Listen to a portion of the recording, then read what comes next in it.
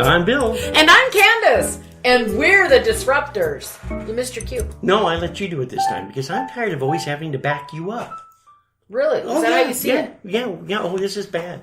I don't want to be a backup singer. I think our listeners you're the star. should take a vote. So, no, I don't think they should vote. I want to remind you of our beautiful listener out of Seattle that went ahead and said, hey, why do you let him speak? Yeah, I'm hoping that I've got some kudos there with her. I see. I think you should go ahead and talk to us again. Send Bill an email and ask, why are you speaking? Sure. And in the next podcast, Bill will do sign language, and we'll see if they hear Bill. Listen, Bill, we have a special show today. Yes, we do. And you get to introduce the gentleman because you have all the information. I do. You're doing the heavy lifting. I am. Carry on. I'm really grateful that you acknowledged that. Yeah, I'll be back in about a half hour. Good. Okay. So today on our show, we have Mike Skiff helping people build intentional relationships. Absolutely love him. He's incredible. So welcome to the show, Mike. I am happy to be here, Candace and Bill. Thanks for having me. Well, this is great. And Candace is excited because this will be the first live guest she's brought in to over 100 shows. So this is exciting for her. Well, yeah, because the rest, I guess, were, wax museum pieces very close what? to it, yes. Yeah. Yes. Yeah. I'll try and be as lively as possible. As lively as possible. We appreciate that. So tell us a little bit about yourself. Yeah, so I was born... I'm just kidding. I don't need to go that far back. Actually, I will go that far. I was born and raised in Washington State, but up north on Whidbey Island, a little town called Oak Harbor. It's a Navy town, so I grew up around the Navy, airplanes, all that good stuff. Love Whidbey Island. Do you? I lived there for 6 years. My first husband was in the Navy. Okay, in Oak Harbor then? Yes, okay. Absolutely. Yeah. Been up there. Matter of fact, I found rental property, investment property for my parents on Oak Harbor Road. Okay. Not far from the naval station. I don't meet a lot of people from Oak Harbor, so that's cool. That's awesome. Yeah, and then I lived up there in the San Juans. Love that whole area. It's not the same. It's not. But I didn't mean to interrupt you, so go ahead. No, that's okay. That's exciting. Yeah, I spent my childhood there, went off to college at Central Washington University, go Wildcats, and I graduated there after completing the ROTC program. So I went straight into the Army as commissioned as an officer, Adjutant General's Corps, which, if you don't know the Army, that's a fancy term for human resources. And I did that for 11 years. I was active duty. Wow. And Mike, before we go any further, Bill and I want to thank you for your service. You did. I appreciate that. Yes. I know you're married, but just send our love to your wife because it's a joint effort, and yes, they go through just different things. But thank you for your dedication to your country and for us, for making sure that we have our own freedoms and liberties. So thank you. I appreciate that. Absolutely. Yes, absolutely. And along those lines, speaking of my wife, it was during college where I met her. Her name's Melinda. She's the love of my life. We celebrate 15 years of marriage in August. So that's awesome. The big 15. Yeah. Wow. Yeah. And in that 15 years, we've produced a lot of kids. I right now have 6 kids, 5 of which we produced, 1 we adopted. And wonderful. Yeah. And so a lot of times people will joke around with me about that and give me a hard time. But honestly, part of my story is also, tragic. We lost a child. And so when that happens, you never complain about having a lot of kids because you know how precious life is. And so anyway, we were, did the Army life together. As you mentioned, it is a partnership. It's not just the soldier that experiences all the stuff that goes into that. The family behind them is a key part of that. So I did deploy just one time over to Iraq. I spent 15 months in the desert. Wow. And it was the extended tour, so it was great times. Actually a great experience. Obviously there's a lot of opinions about war and what we were doing over there and all that, but at the end of the day, it really helped me personally figure out life, figure out what was important. Sure. Along with other life experiences, but really enjoyed my time serving. But I just kind of got to a point, and especially after my son died, it really put things into perspective for me as to what's important, what do I really value the most, and for me that was, and still is, family, relationships and really investing in a community. And so for me, it was natural to, obviously the Army's not as compatible with those things, right. As great as the Army is. And I'm still in the reserve, so I still get to serve in a different way.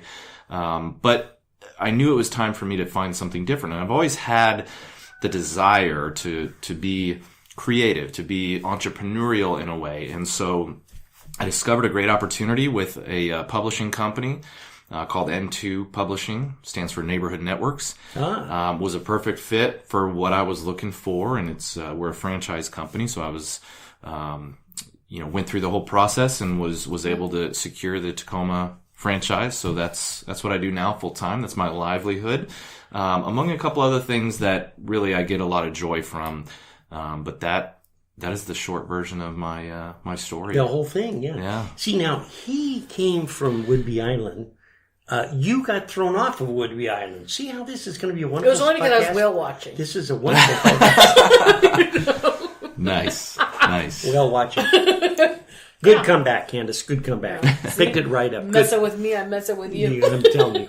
Very good. So, explain to us a little bit about the publication. You say you publish, you write a magazine. I'm speechless. You know how it goes.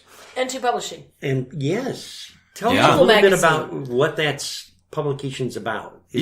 I'll start with the why we do it. Awesome. I'm a big believer in starting with why. And the why behind it, the reason why our two founders started this whole thing, if you look on the back of my business card, there's a cute little phrase, and it says, turning neighborhoods into communities.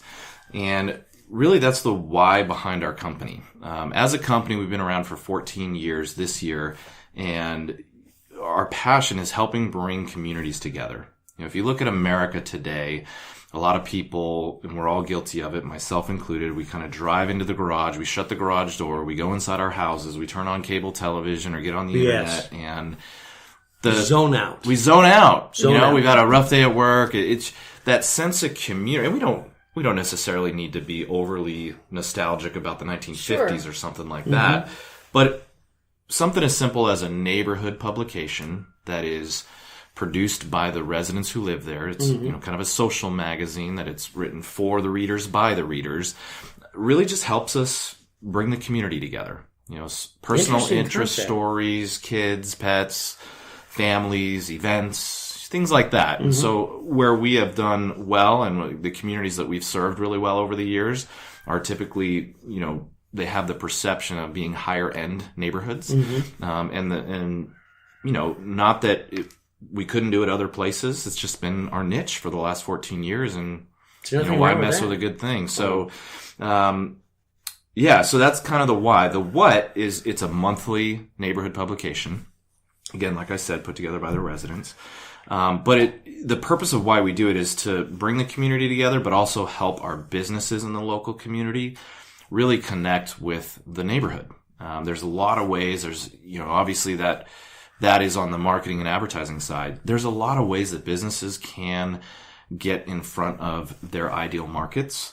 We just happen to be one of the best ways for businesses that want to be in our neighborhoods and really want to do more work and have more exposure in our communities. So I really feel like I'm privileged to not only help our residents in the neighborhood build that sense of community, but also help our business partners that are a part of that be a fabric of the community too. So that they're really viewed as community supporters, not so much just solicitors. They really actually supporting the community. Absolutely. Itself. The residents in the community figure out pretty quickly that this nice little magazine that they get mailed to them every month for free is a result of the sponsors that make it possible. And so they learn that over time and give them an opportunity to work with them for the long term. Well, first of all, the magazines are absolutely beautiful. Thank you. And they're just, have you ever seen them? They're gorgeous. No, I really haven't. That's because you don't live in a good neighborhood. So I don't either. I don't live in either of my neighborhoods either. So, well, they are beautiful, and I don't know why anybody would want to even get rid of them because they're full of a wealth of information, and you do highlighted stories on the residents, certain residents, right? And so they take beautiful pictures. That's why we don't get it in our neighborhood, because you see, then Crime Stoppers would be watching and... Yeah, actually, that's not too far. Not I drove Bill home one night, and DEA, and, the DEA was out there. It was once, only once. ATF and all pretty much, yeah. I felt like I had United Nations at his front door. I'm like, I'm going to drop you off and you can walk the rest of the way. I want anyone capturing my license plate. Good luck.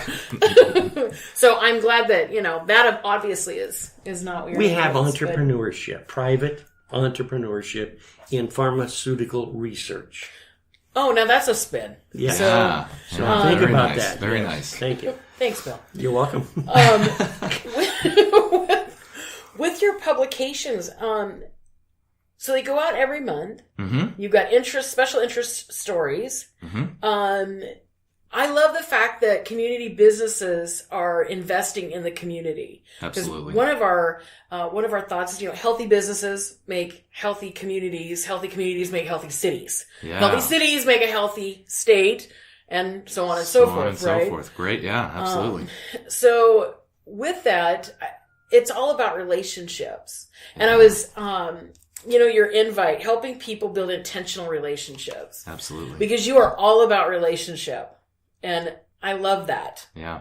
So talk to me a little bit about that. I mean, obviously through publications, but it's more than that. The publication is fruit or a byproduct of really what you have going on, Mike. Yeah. Yeah. I mean, when you're young and first starting out in your career, and just kind of learning the ropes, no matter what career you're in, for me, that was starting out as a second lieutenant in the Army, and you really you're wide-eyed, you're ready to go, and you don't know a whole lot. Sure. And oftentimes, I think most of us fall into the trap of performance, being task-oriented, at least the type A people like me. We fall into that trap of believing that that's more important in life and in career and in moving ahead. And like I said, just different events in my life have really disrupted my normal to where that's not most important. And I came to realize that, sure, business and being task oriented and all those different career focused things are while they're important, what trumps all of that is true intentional relationships. And I kind of have, I'm not a perfect person by any stretch, but I've tried to really embrace that in every area of my life. So not just in business and in who I partner with and who I associate with in the business community, but also my family, my friendships, the relationships I have that go even deeper than business relationships. Sure. I just believe that at the end of the day, and for me, another thing that happened just on Saturday. Tragic event. We lost our senior pastor at my church that I attend. And we're a small community church. There's 100, 150 of us. And, it just puts into perspective perspective that's what's most important is relationships with people and putting into perspective that when I get to the end of my life, I'm not going to look back and think, man, I hope people appreciate and acknowledge how much I accomplished in business. Correct. Now, of course, that everyone has an ego. Everyone wants to be successful, or at least most people do. And of course, I want to be remembered for some of those things. But at the end of the day, what's more important to me is that I was remembered as somebody who loved deeply, who cared about people, who was intentional in their relationships, and really went deep with people. And one of the things I love about Tony Robbins. I'm a big fan of Tony Robbins. Mm-hmm. And I was watching, there's the Netflix special that he's got out there. I'm Not Your Guru. Great. If you haven't watched it, highly recommend really good. it. It's Very really good. good. Whether you like Tony Robbins or not, it'll peel back the onion a little bit and let you see some of what he is and who he is. And I think it was in that where he talked about how he's not interested in small talk. He's not interested in surface level stuff because our time is short, and he would rather spend time in deep relationships, deep conversations, and that really kind of hit home for me as well. When I worked for, this has been quite a few years ago, obviously. Moses was with you at that pretty time. much, yeah. Actually, he taking was. notes. He was a small child. Well, he wasn't very old, no. But when I worked for Good Sam, I was a case manager, and so I worked with the terminally ill. And at the time, it's in the 80s, and so we had two different types of people, or conditions, I'll